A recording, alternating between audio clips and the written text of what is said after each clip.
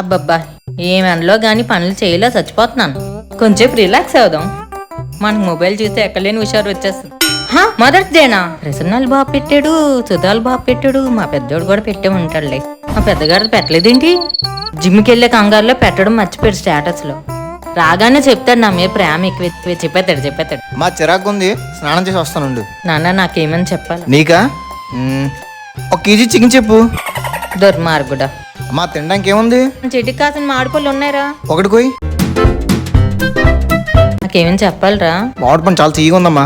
ఇంకేమని చెప్పాలా? కొత్త సినిమా ఒకటి రిలీజ్ అయింది, అది చూసేస్తే ఈ రోజుకి అయిపోయినట్టే. సినిమాలు గుర్తుంటే గానీ మద్దతు చేసి చెప్పడం కానీ గుర్తుండదు.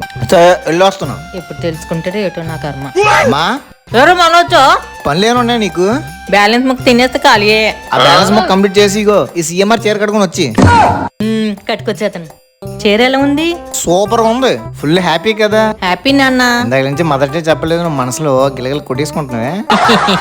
మదర్స్ డే చెప్తేనో వాట్సాప్ లో స్టేటస్ పెడితేనో ప్రేమ ఉన్నట్టు కాదు.